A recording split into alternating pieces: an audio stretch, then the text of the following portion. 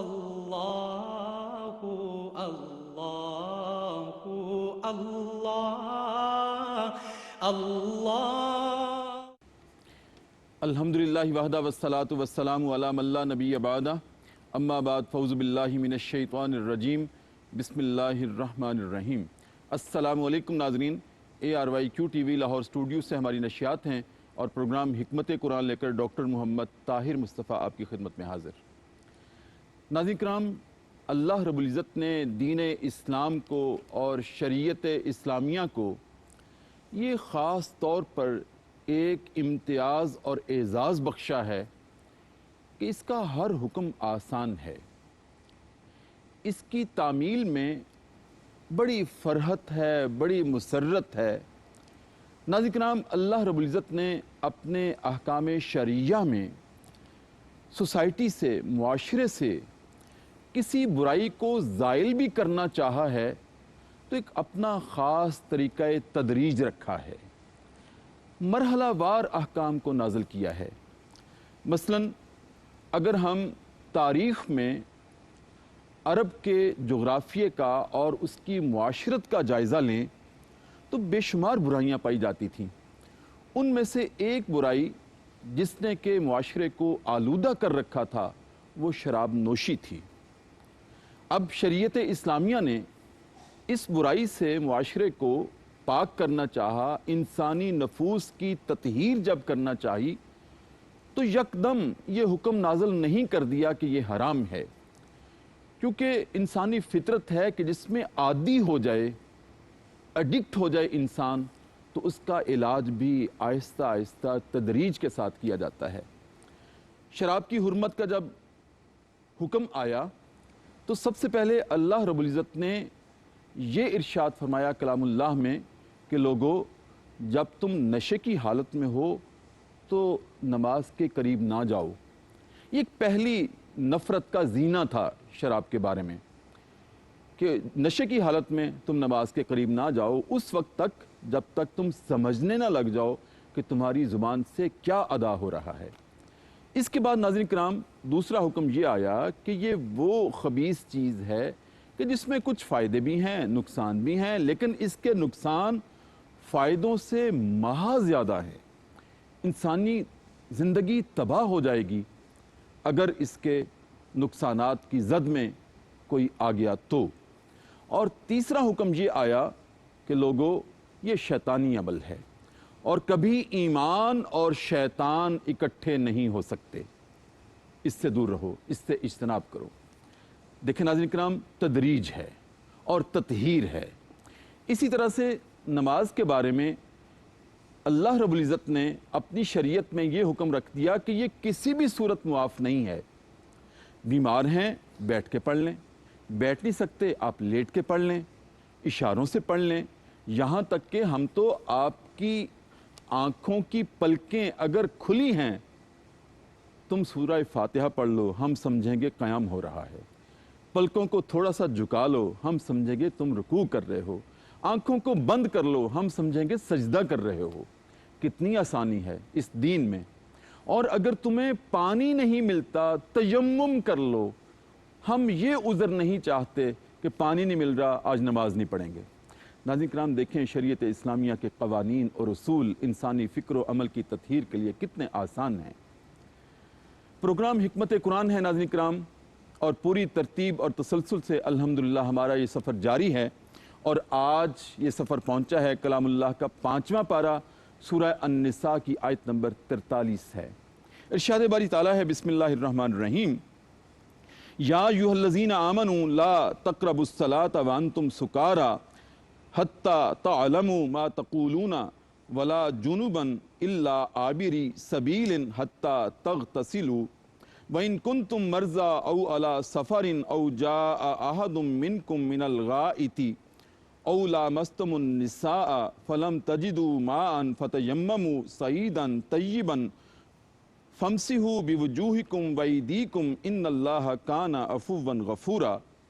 اے ایمان والو، جب تم نشے کی حالت میں ہو تو نماز کے قریب بھی نہ جاؤ، یہاں تک کہ اس کو سمجھنے نہ لگ جاؤ جو تم زبان سے الفاظ نکالتے ہو، اور جنابت کی حالت میں جب تک کہ غسل نہ کر لو، ہاں اگر راہ چلتے گزر جانے والے ہو تو یہ اور بات ہے، اور اگر تم بیمار ہو یا سفر کی حالت میں ہو یا تم میں سے کوئی قضائے حاجت سے آیا ہو یا تم نے اپنی عورتوں سے صحبت کی ہو اور تمہیں پانی نہ ملے تو پاک مٹی سے تیمم کر لو اور اپنے منہ اور اپنے ہاتھ مل لو، بے شک اللہ معاف کرنے والا ہے اور بخشنے والا ہے۔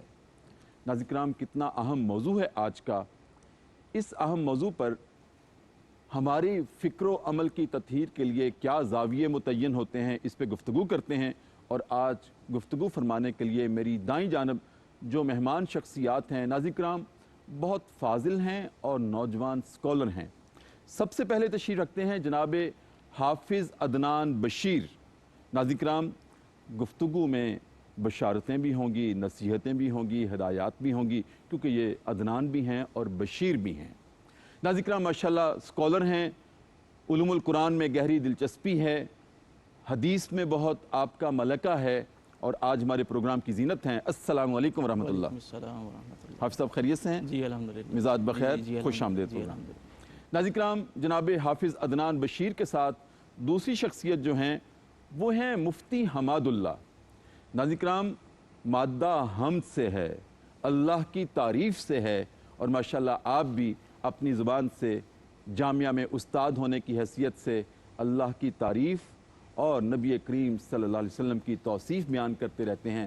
آج ہمارے پروگرام کی زینت ہیں۔ السلام علیکم ورحمۃ اللہ مفتی صاحب۔ وعلیکم السلام ورحمۃ اللہ وبرکاتہ۔ خیریت سے ہیں آپ؟ جی ڈاکٹر صاحب، پروگرام میں خوش آمدید۔ الحمدللہ۔ حافظ صاحب پہلی دفعہ تشریف لائے، نوجوانی میں اللہ رب العزت نے آپ کو زیور علم سے اور عرفان سے آراستہ کیا ہے، اس کا کروڑوں مرتبہ شکر، اور آج ہمارے پاس آپ کو بھیجا اس پروگرام میں۔ ارشاد فرمائیے ہمارے ناظرین کی رہنمائی کے لیے، یہ وہ پروگرام ہے جو ترتیب اور تسلسل سے چل رہا ہے، اور الحمدللہ وہ مضامین جو انسانیت کی ضرورت ہیں سمجھنے کے لیے، فہم کے لیے، ادراک کے لیے، وہ اپنے آپ چلتے آ رہے ہیں۔ آج کا موضوع بھی بہت اہم ہے، لا تقربوا الصلاۃ وانتم سکارا، جب تم نشے کی حالت میں ہو تو نماز کے قریب نہ جاؤ۔ کیا پس منظر ہے اور کیا حکمت ہے اس حکم کے پیچھے؟ بہت شکریہ ڈاکٹر صاحب، آپ کے پروگرام میں آنے کا اتفاق ہوا پہلی بار۔ اصل میں آپ کا پروگرام دوسرے پروگراموں کی نسبت اس حوالے سے بھی ممتاز اور انفرادی حیثیت رکھتا ہے کہ اس میں کنٹینیوٹی ہے، ایک تسلسل ہے، قرآن حکیم کے معنی و مفاہیم اور اس میں پوشیدہ حکمتوں کو آپ تلاش کرنے کی کوشش کرتے ہیں۔ اللہ تعالیٰ آپ کی اس صحیح کو قبول فرمائے۔ جہاں تک آپ کے سوال کا تعلق ہے کہ شراب کے احکامات اللہ رب العزت نے تدریجاً نازل فرمائے ہیں، سب سے پہلے شراب کے حوالے سے، اس کی حرمت کے حوالے سے، اب سب شراب نہیں، میں نے عرض کیا تھا لا تقربوا الصلاۃ وانتم سکارا، جی تم نماز کے قریب بھی نہ جاؤ جب تم نشے کی حالت میں ہو۔ جی کیا پس منظر تھا؟ کچھ خاص شان نزول تھا اس آیت کا؟ جی، اس کا شان نزول یہ تھا کہ عرب معاشرہ جو قباحتوں میں اور گناہ و عصیان میں اٹا ہوا تھا، اس حوالے سے اللہ تعالیٰ نے ان کی تربیت فرمائی کہ ایک شراب جسے ام الخبائث کہا جاتا ہے، اس سے ان کی تطہیر چاہی اس معاشرے کی۔ صحیح۔ اصل میں سکارا سے مراد جو ہم لیتے ہیں، ایک تو اس کا معنی و مفہوم کے اعتبار سے، اور غالباً اور اغلباً یہی معنی بنتا ہے کہ اس سے مراد شراب اور ایسی چیزیں جو انسان کو مخبوط الحواس کر دیں، انسان کے ذہن میں ایک ڈسٹورشن پیدا کریں، اور انسان کو ایسی کیفیت میں لے جائیں کہ وہ اسے پتہ نہ چلے کہ وہ کیا کچھ کہہ رہا ہے۔ صحیح۔ لیکن سکارا سے مراد صرف یہی نہیں ہے کہ وہ نشے کی حالت میں ہو، جی جی، ہر وہ مدہوشی، ہر وہ کیفیت جو انسان کے ذہن کو اس کے مقصد سے ہٹا دے اور اسے ایسی باتیں کہنے پر مجبور کر دے جو خلاف حقیقت ہوں۔ صحیح۔ اس کی مثال ہمیں سورہ حج کی آیت سے ملتی ہے کہ جس میں اللہ رب العزت نے ارشاد فرمایا وَتَرَى النَّاسَ سُكَارَىٰ وَمَا هُمْ بِسُكَارَىٰ وَلَٰكِنَّ عَذَابَ اللَّهِ شَدِيدٌ۔ آپ دیکھیں گے کہ اس دن لوگ مدہوشی کی کیفیت میں ہوں گے۔ اسی لفظ کو اللہ تعالیٰ نے سورہ حج میں استعمال کیا، وَتَرَى النَّاسَ سُكَارَىٰ۔ آپ دیکھیں گے کہ لوگ، سب جو سکرات الموت ہے وہ بھی اسی سے مماثلت جی رکھتی ہے؟ الا ان للموت سکرات، جی بالکل ایسے ہی ہے اچھا۔ کہ موت کی مدہوشیاں اور بے ہوشیاں چونکہ انسان پر وارد ہوتی ہیں، اور انسان کی اپنی کیفیت وہ نہیں رہتی جو نارمل ہوتی ہے، تو اس میں اللہ تعالیٰ نے ارشاد فرمایا کہ آپ دیکھیں گے لوگوں کو کہ مدہوشیوں میں پھر رہے ہیں، حالانکہ اس وقت تو کسی نے شراب نہیں پی ہوگی۔ صحیح۔ وَلَٰكِنَّ عَذَابَ اللَّهِ شدید، اندوناک ایسی مصائب، ایسی ناگہانی کیفیات اور ایسے حوادث جو انسان کے ذہن کو اس کے مقصد سے ہٹا دیں، اس کو بھی سکارا کے معنی میں لیا جا سکتا ہے۔ اس کو فہم اور ادراک کے دائرے سے باہر لے جائیں، جی بالکل ایسا ہی وہ ہے۔ سکارا اور اللہ ہے۔ تعالیٰ نے اس کی وضاحت فرما دی اگلے ہی ٹکڑے میں، وَلَا تَقُولُونَ إِلَّا حَتَّى تَعْلَمُوا مَا تَقُولُونَ، حتیٰ کہ تمہیں پتہ چل جائے کہ تم کیا کہہ رہے ہو۔ اور شراب چونکہ مینٹلی ڈسٹارٹ کرتی ہے، آپ کو پتہ نہیں چلتا کہ آپ کیا کہہ رہے ہیں، صحیح۔ تو اللہ تعالیٰ نے اس تطہیر کے ذریعے اور شراب کی رذائل کو ختم کرنے کے لیے اس کے احکامات نازل فرمائے، حَتَّى تَعْلَمُوا مَا تَقُولُونَ، حتیٰ کہ آپ کو صحیح معنوں میں ادراک نہ ہو جائے۔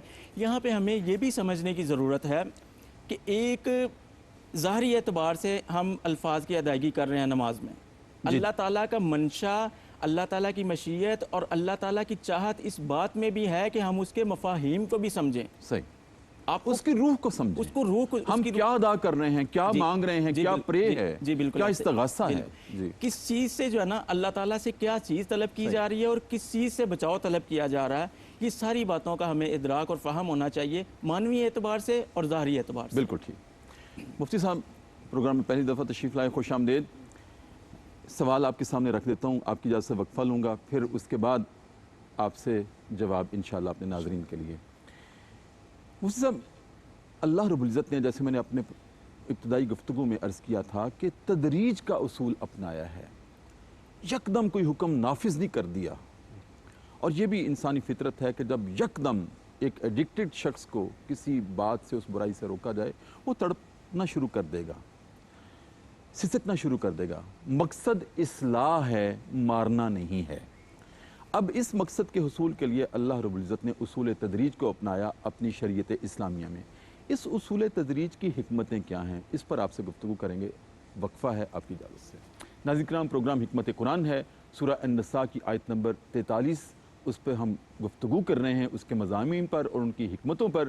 وقفے میں ہم جایا کرتے ہیں دربار رسالت میں اور اپنے نبی کریم صلی اللہ علیہ وآلہ وسلم کی ذات اقدس پر بڑی محبت کے ساتھ، والہانہ انداز میں، وارفتگی کے ساتھ، گداز کے ساتھ، آنکھوں کو نم کر کے ایک مرتبہ درود کریم کا نذرانہ پیش کرتے ہیں اور واپس آتے ہیں۔ اس بعد ناظرین کرام، دوبارہ آپ کی خدمت میں حاضر ARY QTV لاہور اسٹوڈیو سے ہماری نشریات، پروگرام ہے حکمت قرآن، اور آج الحمدللہ یہ سفر پہنچا ہے، کلام اللہ کا 5واں پارہ ہے، سورہ النساء ہے اور آیت نمبر 43 ہے۔ جی مفتی صاحب، میں نے عرض کیا تھا کہ شریعت اسلامیہ میں طریقہ تدریج اور اصول تدریج میں کیا حکمتیں پوشیدہ ہیں؟ بسم اللہ الرحمن الرحیم۔ میں خود پہلی بار اس پروگرام میں مجھے یہ سعادت حاصل ہوئی ہے، اور پوری ٹیم یہ اس بات کی مبارکباد کی مستحق ہے کہ اس جیسا پروگرام، اور خصوصاً قرآن کلام اللہ شریف کے حوالے سے اپنی نوعیت میں پوری دنیا میں ایک انفرادیت رکھتا ہے، اور یہ بہت بڑا اعزاز ہے ہم سب کے لیے بھی، پاکستان کے لیے بھی، اس امت کے لیے بھی، کہ اللہ سبحانہ و تعالیٰ نے یہ ARY QTV سے اس قرآن کریم کے اس تسلسل کو امت کے لیے اور پوری انسانیت کے لیے جاری فرمایا۔ الحمدللہ۔ جی جو تدریجی بات آپ فرما رہے ہیں، اس حوالے سے قرآن دنیا میں اصلاح کے لیے اور آخرت میں فلاح کے لیے ہے، بالکل، کیا بات، اور اصلاح کے لیے اور آخرت میں فلاح کے لیے ہے۔ جی اور اس اصلاح کے اندر چونکہ اللہ کے نبی صلی اللہ علیہ وسلم امام الانبیاء ہیں، اور اللہ کے لاڈلے نبی ہیں، اور یہ امت بھی لاڈلی ہے، صحیح، اس پر وہ احکام نہیں اتارے گئے جو پہلی امتوں پہ اترے تھے۔ ان میں وہ سختی، ان میں وہ تند و تیزی، یا وہ ان پر وہ معاملات جو اترے تھے ان خباثتوں کے نتائج میں، وہ اس امت پر نہیں اترے۔ یہ بہت بڑا نرمی، کرم ہے اللہ رب العزت، بہت بڑا انعام ہے، بہت بڑا احسان ہے۔ اب تدریجی طور پر اس بات کے اندر یہ کہ جیسے کسی کی تربیت کے لیے اس کو، جیسے اس کی ایج بڑھتی جا رہی ہے، بچہ ہے، چھوٹے سے بڑا ہو رہا ہے، اور ہر چیز کو آہستہ آہستہ سمجھایا سکھایا جا رہا ہے، تو اسی امت کے اندر بھی ان چیزوں کو تدریجی طور پر تربیت کے لیے، پرورش کے لیے یہ چیز رائج کی گئی، اور انعام کے طور پر ہر چیز کی برائی کو پہلے بیان کیا گیا اور بیان کرنے کے بعد پھر ان کی خباثتوں کا ذکر کیا گیا. اور صرف یہ تدریجی عمل صرف شراب کے ساتھ نہیں بلکہ ہر ایک اس عمل میں دیکھیں، نماز کو دیکھ لیں، روزے کو دیکھ لیں، زکوٰۃ کو دیکھ لیں. امتوں کے اندر جو چیزیں رائج تھی پہلے، وہ اس امت نے نبی کریم صلی اللہ علیہ وسلم کی نبوت کے بعد ان کا آغاز کر دیا. لیکن اس کے اندر وہ پہلو نہیں تھے جو ایک دم سے کسی چیز پر لاگو کر دیا جائے اور انسانی قوت اس چیز کو برداشت کرنے سے برداشت کر سکے، متحمل نہیں ہو سکتی، متحمل نہ ہو سکے، یک بارگی اگر نازل کر یکبارگی. دیے جاتے. تو اس حوالے سے اس امت پر اللہ کے انعام اور احسان کے ساتھ ساتھ یہ چیز شراب کا بھی اسی عمل کے ساتھ تعلق رہا ہے. جب صحابہ کو کسی بھی معاملے میں کی خبر ہوتی اور اس کی خباثت بیان کر دی جاتی تو صحابہ کا یہ عمل تھا کہ حضور صلی اللہ علیہ وسلم کی طرف دیکھا کرتے تھے. سبحان اللہ. جب وہ دیکھتے تھے اور دیوانگی اور کیفیت ایسی تابعداری کی تھی کہ اس کی مثل تو پوری دنیا میں کوئی نہیں ہو سکتا. تو اس عمل کے بعد ان چیزوں سے پیچھے ہٹنا شروع ہو گئے اور اللہ کے محبوب صلی اللہ علیہ وسلم جہاں تربیت فرما رہے تھے وہاں ایک عملی مثالیں بھی موجود تھیں. یعنی کہ یکبارگی کے ساتھ ساتھ تربیت کے ساتھ ساتھ تابعداری کا یہ عالم تھا اس وقت بھی کہ صحابہ کو جس چیز کی خبر ہو جاتی تو پھر وہ کبھی بھی اس طرف پلٹ کے نہ دیکھتے تھے. اور اس معاشرے میں جتنے بھی افراد تھے جب یہ چیزیں سامنے آ گئیں اس کے بعد پھر ان چیزوں کو انہوں نے دیکھنا اور اس کی طرف جانا، پلٹنا یا اس کے استعمال کو چھوڑنا شروع کر دیا. صحیح. تو اس اعتبار سے اس امت پر انعام اور احسان تدریجی طور پر تمام احکام کے اعتبار سے اور مکی زندگی کے اندر عقائد اور اخلاق پر زور دیا گیا. بالکل. اور مدنی زندگی میں قوانین آئے. صحیح. تو اس عقائد کے اعتبار سے بھی مسلمانوں کی وہاں پر جتنی بھی تعداد تھی 80-84 جو لوگ ایمان لے کر آئے اس وقت، ان کو جو آزمائش سے اور جو جن حالات سے گزرنا پڑا اللہ کی طرف سے ایک تسلی تشفی بھی ہوتی تھی. سبحان اللہ. وہ رحمت کی خاص طور پر، انعام کی خاص طور پر بارش تھی. اور پھر ان کی درجہ بندی کے اعتبار سے بھی کہا گیا یہ بدری صحابی ہیں، ان کو وہ مقام حاصل ہے جو باقی صحابہ کو نہیں ہے. سبحان اللہ. بہت شکریہ مفتی صاحب. حافظ صاحب، ایک تو ہم بات کر رہے ہیں نا کہ صرف قرآن کریم میں ہمارے جو آج زیر بحث آیت ہے اور اس میں شراب کے احکام تدریجاً اس کا تذکرہ ہے، یہ اس کی تدریج کی ابتدا تھی. کیا اور بھی شریعت اسلامیہ میں ایسے احکام ہیں کہ ہم ان کو مثال کے طور پر پیش کر سکتے ہیں کہ یہاں بھی اللہ رب العزت نے اس کے نفاذ اور اطلاق کے لیے اصول تدریج کو ہی پیش نظر رکھا ہے؟ جی بالکل. جہاد کی مثال لے لیجئے کہ مکی زندگی میں رسول اللہ صلی اللہ علیہ وسلم کے پاس چونکہ اس انداز سے قوت نہیں تھی کفر کا، شرک کا مقابلہ کرنے کے لیے، تو رسول اللہ صلی اللہ علیہ وسلم نے اپنی قولی اور اپنے انداز سے لوگوں کو سمجھایا. اور جہاد بھی سیف اس وقت نازل نہیں ہوا تھا اور اس کے احکامات مسلمانوں کے لیے نازل نہیں ہوئے تھے. اسی طرح جب اس کی ترتیب ہم مدینہ میں دیکھتے ہیں تو وہاں پر جہاد بھی سیف کی کیفیت اور اس کی صورت حال جو ہمارے سامنے آتی ہے. اب رسول اللہ صلی اللہ علیہ وسلم پر جب تدریجاً مدنی زندگی میں جہاد کے اصول، اس کے قوانین نازل کیے گئے، پھر اسی طریقے سے رسول اللہ صلی اللہ علیہ وسلم نے اپنے صحابہ کی تربیت فرمائی اور اسی انداز سے وہ سلسلہ پروان چڑھا. بالکل ٹھیک ہے. ایک اور بات ارشاد فرمائیں حافظ صاحب، چونکہ آپ کا ماشاءاللہ شغف ہے قرآنی علوم میں، کہ یہاں پر آگے جو احکام ہیں، ایک تو ہے کہ نشے کی حالت میں نماز کے قریب نہ جاؤ. آگے ارشاد ہے جب تم جنابت کی حالت میں ہو تو نماز کے قریب نہ جاؤ. نماز نہیں پڑھ سکتے جنابت کی حالت میں.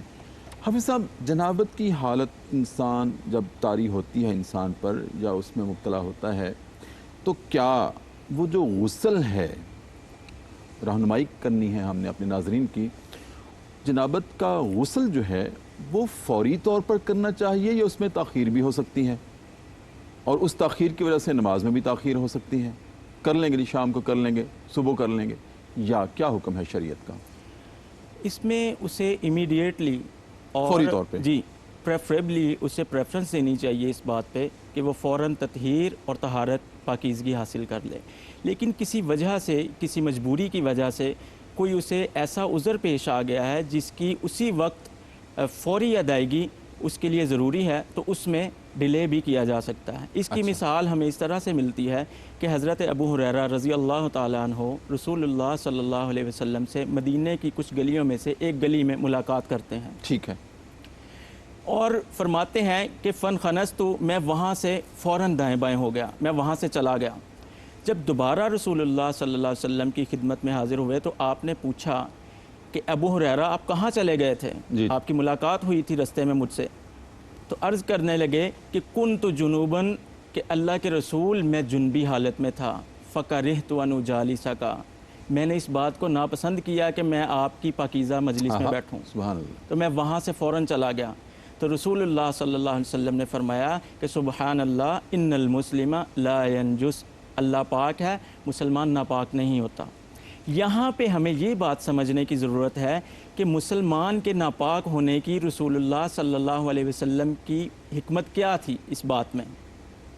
ایک تو یہ بات ہے کہ اسی وقت مومن مسلم اپنے آپ کو گندگی سے طہارت کی طرف لے جاتا ہے، وہ فوراً پاکیزگی حاصل کرنے میں عجلت کرتا ہے۔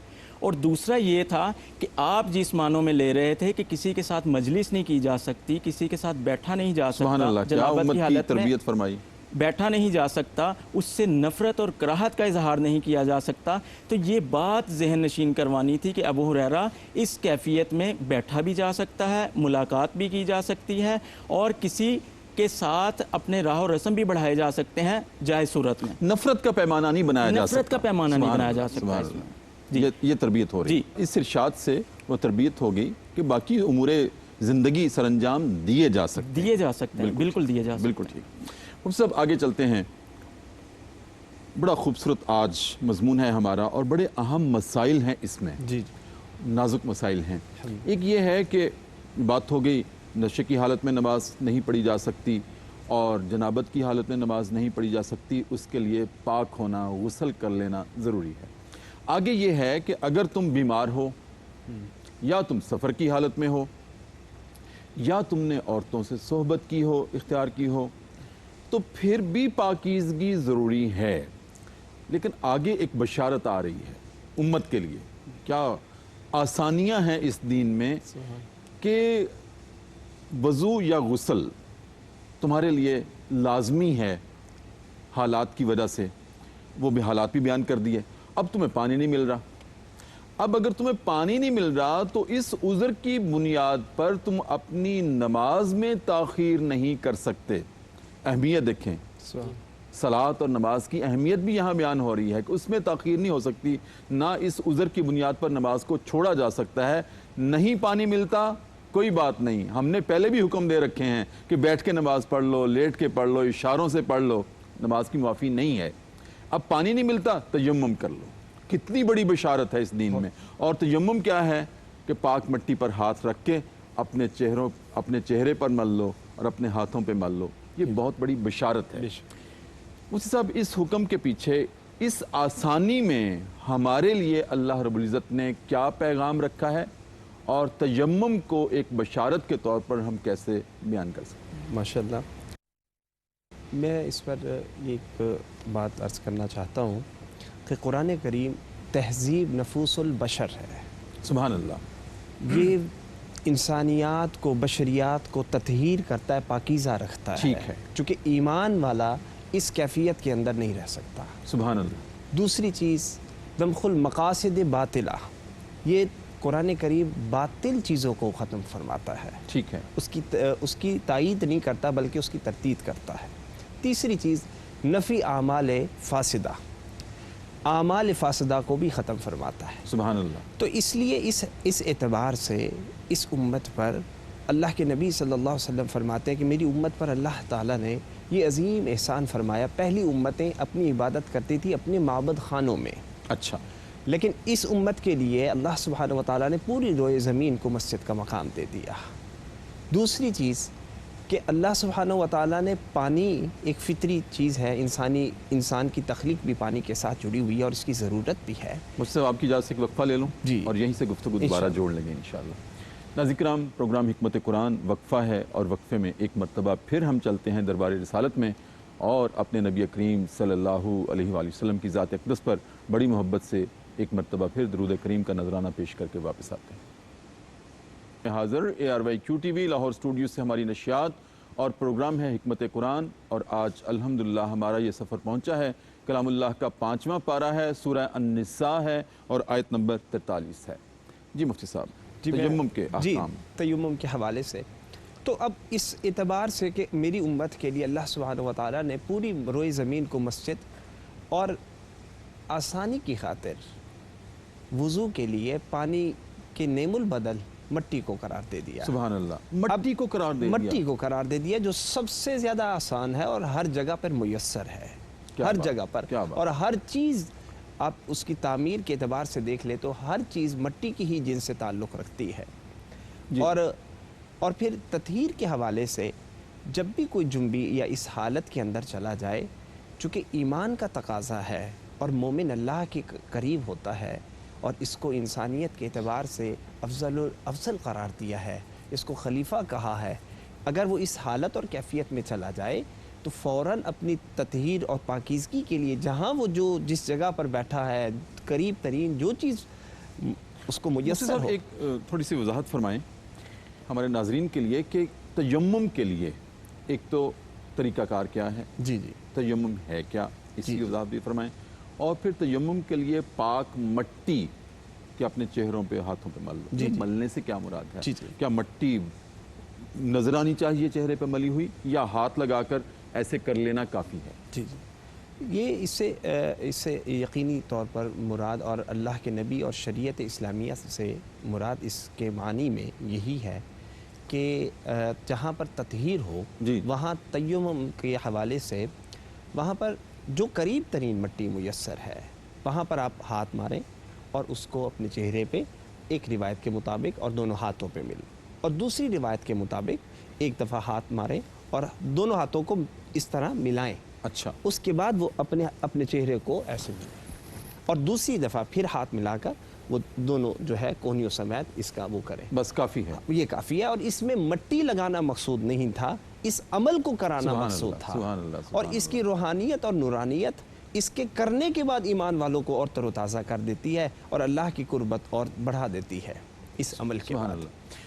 حفظ جی کچھ کہنا چاہتے ہیں؟ اس میں میں اس انداز سے اضافہ کروں گا، مفتی صاحب نے تیمم کے حوالے سے بات کی کہ سعید جو احادیث میں ہمیں یہ لفظ بکثرت ملتا ہے، اور اللہ تعالیٰ نے بھی قرآن مجید میں اس لفظ کو استعمال کیا، سعید مٹی کے زمین کے اوپر والے حصے کو کہا جاتا ہے۔ اچھا، وہ کسی بھی اعتبار سے ہو، ہم اس کی مثال اس طرح سے سمجھ سکتے ہیں کہ عربین ڈیزرٹ ہے، 3-4 کنٹریز پر پھیلا ہوا ہے، 100 آف مائلز پر، 1000 آف مائلز پر اس کا ریڈیس اور اس کا دائرہ کار پھیلا ہوا ہے۔ ٹھیک ہے، اب 1000 آف مائل سے بندہ نکل کے اپنے لیے مٹی تلاش نہیں کر سکتا۔ اب شریعت اسلامیہ کا یہاں پر مقصد، منشا اور شریعت کا مقصود و مطلوب یہ ہے کہ ایک عمل کروایا جائے، سبحان اللہ، وہ کسی بھی ذریعے سے ممکن ہے، ریت سے بھی ہو سکتا ہے، اچھا، جس طرح جی بالکل، جس طرح ریگستانی علاقوں میں ہمارا تھر کا علاقہ جو انڈیا اور پاکستان میں پھیلا ہوا 100 آف مائلز پر پھیلا ہوا ہے، ریت کے ذریعے بھی تیمم کیا جا سکتا ہے۔ اسی طرح ایسے سلسلے جو پہاڑی علاقوں پر مشتمل ہیں، وہاں سنگریزیں ہیں، وہاں پر مٹی کا دور دور تک آپ کو نام و نشان نہیں نظر آتا، تو رسول اللہ صلی اللہ علیہ وسلم نے سعید سے جو مراد ہے السعید وضوء المسلم، میری امت کے لیے اللہ تعالیٰ نے یہ ایک امتیازی خصوصیت فرمائی کہ مٹی کو وضو کا پانی قرار دے دیا۔ سبحان اللہ، کیا بات ہے۔ جب اس پر ہاتھ رکھ کر وہ پھونک مار کر اپنے چہرے پر اور اپنے دونوں ہتھیلیوں پر، الٹی ہتھیلیوں پر پھیر لیتا ہے تو ہم اس کو عین وضو ہی شمار کر لیتے ہیں۔ حفظ صاحب، یہ وضو اور غسل دونوں کا نعم البدل ہے؟ جی، دونوں کا نعم البدل ہے، دونوں کا تیمم جو ہے وہ دونوں کا نعم البدل ہے، چونکہ انسان کے پاس پانی نہ ہونے کی صورت میں اگر جنابت کی کیفیت طاری ہو گئی ہے یا وہ ویسے ہی نارملی بے وضو ہو گیا ہے تو تیمم جو ہے دونوں کے قائم مقام ہے، وہ وضو کا بھی کام کرے گا اور غسل کا بھی کام کرے گا۔ اچھا، ایک اور وضاحت فرما دیں، آپ نے جیسے بہت خوبصورت وضاحت فرمائی کہ سعیدن کے معنی ہے اوپر والی تہ۔ جی، اوپر والی تہ، جی، وہ ریت کی بھی ہو سکتی ہے، جی، وہ سنگریزے بھی ہو سکتے ہیں۔ جی، اچھا، ہم بعض کا دیکھتے ہیں ماربل کی بنی ہوئی دیوار ہے جی، گھروں میں اندر، جی، ہم تیمم کرتے ہیں اس ماربل کی دیوار کے اوپر، مٹی تو وہ عام روٹین میں جی ہوتی ہے، جی تو کیا اس ماربل کی دیوار پر جہاں ماربل لگا ہوا ہے، پتھر لگا ہوا ہے یا پینٹ ہوا ہے، جی اور وضاحت کے فرما دیں، جی جی اس پینٹ کے اوپر جو غیر محسوس انداز میں مٹی ہوتی ہے، کیا اس پر بھی ہاتھ رکھ کے ہم اپنے چہرے پہ مل لیں تو تیمم ہو جائے گا؟ اگر تو اس کی استطاعت نہیں ہے مٹی تک جانے کی تو پھر اس کیفیت میں بھی ہو جائے گا۔ فقہا نے اس میں لکھا ہے کہ ایسی چیزیں جو ڈیلیوٹ ہو جاتی ہیں، ایسی چیزیں جو پگھل جاتی ہیں، جس طرح سونا ہے، چاندی ہے، لوہا ہے، ان چیزوں سے تیمم نہیں کیا جا سکتا۔ اسی طریقے سے وہ چیزیں جو خاکستر ہو جاتی ہیں، جس طرح لکڑی ہے، ان سے تیمم نہیں کیا جا سکتا۔ ہاں، اگر لکڑی پر گرد پڑا ہوا ہے اور ہم سمجھتے ہیں کہ مور دین سفیشینٹ ہے، ہمارے اوپر ہاتھ مارنے سے کچھ نہ کچھ ہماری ہتھیلیوں پہ لگ جائے گا، تو ہم پھونک مار کر اس سے بھی تیمم کر سکتے ہیں۔ تو پھر وہ جو میں نے عرض کیا کہ ایک دیوار پاک دیوار ہے، بے شک اس پہ کوئی ماربل لگا ہے یا پینٹ ہوا ہے، اس پر بھی گرد کی تہ تو ہوتی ہے، جی تو تیمم ہو جائے گا جی جی اس سے اصل بھی؟ میں ایک پریکٹس کروانا مقصود ہے، جی اس سے مراد جو ہے نا پریکٹس کروانا مقصود ہے۔ اپنے حکم کی تعمیل، جی اور وہ آسان، جی حکم بھی آسان، جی جی اتنا تو کر لو، جی بالکل ایسے نماز کی معافی نہیں بالکل ہے۔ ایسے۔ مفتی صاحب آگے پروگرام کا آخری لمحات ہیں، وضاحت تھوڑی سی ہو جائے۔ او لامستم النساء، ٹھیک ہے، اوپر ہے کہ اگر تم جنابت کی حالت میں ہو تو نماز نہیں ہو سکتی جب تک کہ تم غسل نہ کر لو یا پاکیزگی اختیار نہ کر لو۔ یہاں اب اور انداز میں حکم ہے کہ اگر تم نے عورتوں سے لمس اختیار کیا ہو، ہم اس کی وضاحت کیا کریں گے؟ صحبت ہے یا کسی بھی وجہ سے، تو کسی بھی طرح سے لمس اختیار کرنے سے بھی کیا وضو یا غسل کے بغیر نماز نہیں ہو سکتی؟ جی ماشاءاللہ، اس کے اندر جو قرآن کریم کا مزاج اور اس میں جو اس کی بات کو سامنے لایا جانا مقصود ہے، وہ یہ تھا کہ اس کی وضاحت پیچھے سے تسلسل سے چلی آ رہی ہے، اچھا، ایک ایک چیز کو الگ الگ، اور شریعت اسلامی میں کوئی بات ایسی نہیں رکھی گئی جس جی کی جی۔ بات نہ بتائی گئی ہو، اور کوئی شرم اور اس چیز کو وضاحت کے بھی اس کو ابہام میں رکھا جائے یا اسے مبہم چھوڑا جائے۔ اس میں یہ مراد ہے کہ اگر وہ مباشرت ہے، وہ صحبت ہے جو میاں بیوی کے درمیان تنہائی کی ملاقات ہے، اس کے بعد ان کو قریب ایسا بھی ہو سکتا ہے، ممکن ہے کہ کوئی ایسی مرض ہے جسے اگر وہ پانی جسم کو لگے تو اعضاء کے زائل ہونے کا اندیشہ ہے۔ دوسری صورت یہ ہے سفر کی حالت میں پانی نہیں مل رہا۔ تیسری حالت یہ ہو سکتی ہے بیماری ہو سکتی ہے، زخمی ہو سکتے ہیں، زخمی ہو سکتے ہیں، یا کچھ بھی ایسی ممکنات صورتیں بن سکتی ہیں۔ تو یہاں پر اس کی وضاحت کی گئی، صرف اتنی نہیں کہ نماز کی حالت میں، اس کے اندر یہاں پر لا کر بھی اس حکمت کو بھی واضح کیا گیا، اس پاکیزہ رشتے کے تعلق کی وضاحت کی گئی، اور یہی وہ نور ہے، یہی وہ نبوت کا خاصہ، اور یہی وہ شریعت اسلامی کا نور ہے۔ ہر ایک چیز کی وضاحتیں یہاں پر ہوتی ہیں۔ یقینی بات ہے اس کی کہ اس کے لیے تیمم کرنا بہت ضروری ہے۔ تیمم قائم مقام ہے غسل کے، اور اس تیمم کے بعد ان کی حالت ظاہر ہے وہ پاکیزگی اور طہارت کی طرف چلی جاتی ہے، اور اس کے چھونے سے وہاں پر تنہائی کی ملاقات، صحبت مراد وہ ہے۔ مراد، اور اس طرح اکیلے کے چھون لینے سے یا کوئی ایسی بے احتیاطی میں کوئی غیر محرم کو عورت کو ہاتھ لگ جاتا ہے یا کوئی ایسی صورت بن جائے، تو اس سے یہ مراد نہیں ہے کہ اس سے آپ غسل کریں یا جو ہے وہ جنبی ہو گئے ہیں۔ غیر محرم تو کیا اپنی زوجہ ہے، جی بالکل، اس کو بھی یہ نہیں کہ ہاتھ لگنے سے جی غسل یا بالکل، بالکل۔ وضو واجب ہو گیا۔ بالکل ٹھیک۔ حفظ صاحب کچھ فرمانا چاہتے ہیں؟ جی، اس حوالے سے مجھے ایک روایت یاد آئی جی جی، کہ حضرت عمران بن حسین رضی اللہ تعالیٰ عنہما فرماتے ہیں کہ مسجد نبوی میں رسول اللہ صلی اللہ علیہ وسلم جماعت کروا رہے تھے، اور صحابہ آپ کی معیت میں اور آپ کے پیچھے صف بستہ تھے اور نماز پڑھ رہے تھے۔ ایک شخص نے نماز نہیں پڑھی، اچھا، تو نماز سے فراغت کے بعد رسول اللہ صلی اللہ علیہ وسلم نے اس شخص سے پوچھا کہ تمہارا معاملہ کیا ہے، تم نے نماز ہمارے ساتھ کیوں نہیں پڑھی، تم کیوں الگ تھلگ ہو کر بیٹھے ہو؟ تو اس نے یہ عذر پیش کیا کہ یا رسول اللہ صلی اللہ علیہ وسلم، میں جنبی حالت میں تھا اور میرے پاس پانی میسر نہیں تھا، اس وجہ سے میں نے اپنے آپ کو الگ تھلگ رکھا، کہیں میرا آپ کے ساتھ نماز ادا کرنا اللہ کے ہاں گناہ نہ لکھا جائے۔ تو رسول اللہ صلی اللہ علیہ وسلم فرمایا، کیا تمہارے پاس مٹی نہیں تھی؟ بس وہ تیرے لیے کافی تھی۔ تو مٹی سے تیمم کر لیتے، وہ غسل کے قائم مقام بھی تھا اور وضو کے قائم مقام بھی تھا۔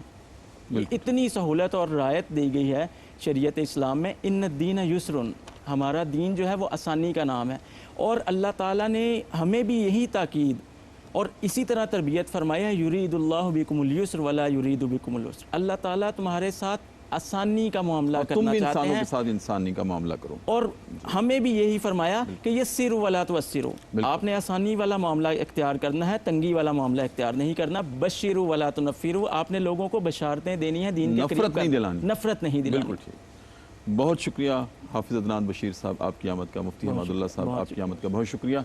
ناظرین کرام، بہت دروس ملے آج کی گفتگو سے ہمیں۔ ایک تو یہ کہ اللہ رب العزت نے اپنے دین میں سختیاں یا مشکلات نہیں رکھی ہمارے لیے، بلکہ اپنے کرم اور فضل کے فیصلے فرمائے، یہاں تک کہ پاکیزگی اختیار کرنے کے لیے پانی کی بجائے مٹی اور گرد جو ایک دیوار پہ لگی ہوئی ہے اس کو نعم البدل قرار دے دیا ہماری پاکیزگی اور طہارت کے لیے۔ یہ کتنی بڑی آسانی ہے۔ اور دوسرا ناظرین کرام، یہ بات سمجھ میں آئی کہ تربیت کے لیے تدریج ضروری ہے۔ یکدم کسی طفل پر، کسی بچے کے اوپر اگر ہم بڑے بڑے احکام نافذ کر دیں تو نہ وہ سمجھ سکتا ہے، نہ ان کی بجا آوری ہو سکتی ہے۔ تدریجاً، آہستہ آہستہ، یہ دین اسلام کا امتیاز ہے۔ مفتی صاحب نے اور حافظ صاحب نے بڑی خوبصورت مثال دی کہ اللہ رب العزت نے صرف نماز کے بارے میں ہی نہیں آسانیاں، بلکہ ہر معاملے میں آسانی رکھی ہے۔ یہاں تک کہ جہاد جو اتنا بڑا رکن ہے دین اسلام کا، اس میں بھی اگر ہم دیکھیں تو مکی زندگی 13 سال کی ہے نبی کریم صلی اللہ علیہ وسلم کی۔ اس 13 سالہ زندگی میں جہاد بھی سیف کے احکام تو نازل نہیں ہوئے، تو کیا کوئی بھی جہاد کے احکام نافذ یا نازل نہیں ہوئے؟ مکی زندگی میں کون سے ہوئے؟ جہاد بالقرآن، جہاد بالسنہ، جہاد بالنفس، جہاد بالاعمال، جہاد بالمال، جہاد باللسان، جہاد بالقلم۔ یہ تمام جہاد کے جو تدریجی مرحلے تھے یہ مکی زندگی میں نافذ ہو گئے اور نازل ہو گئے۔ جو ان سے نتائج نکلے، اگر ان سے نتائج کسی جگہ نہیں نکلے تو پھر مدنی زندگی میں وہ جہاد بالسیف کو نازل کر دیا گیا۔ لیکن جہاد بالسیف ان تمام زینوں سے گزر کر اس کا نفاذ ہوگا اور اطلاق ہوگا، یہ نہیں کہ یکدم جہاد بالسیف کی طرف آ جایا جائے۔ اگر کسی انسان کی اصلاح زبان سے ہو سکتی ہے تو تلوار اٹھانے کی کیا ضرورت ہے؟ اور یہی تو دین اسلام کا امتیاز ہے کہ یہ تلوار کے زور سے نہیں پھیلا، یہ تو زبان اور اخلاق اور عمل اور کردار کے زور سے پھیلا ہے، اور وہ کردار نبی محتشم صلی اللہ علیہ وآلہ وسلم کا ہے جو ہمارے لیے نمونہ ہے۔ اسی نمونے کو ہم سامنے رکھ کر اپنی اس دنیا میں اور اخروی دنیا میں کامیاب ہو سکتے ہیں، فلاح یافتہ ہو سکتے ہیں۔ ناظرین کرام، انہی الفاظ کے ساتھ آج کا پروگرام ختم کرتے ہیں۔ کل تک کے لیے اپنے میزبان ڈاکٹر محمد طاہر مصطفیٰ کو اجازت دیجیے۔ اپنا بہت خیال رکھیے۔ اللہ حافظ۔ اللہ اللہ اللہ اللہ اللہ اللہ اللہ اللہ اللہ اللہ اللہ اللہ اللہ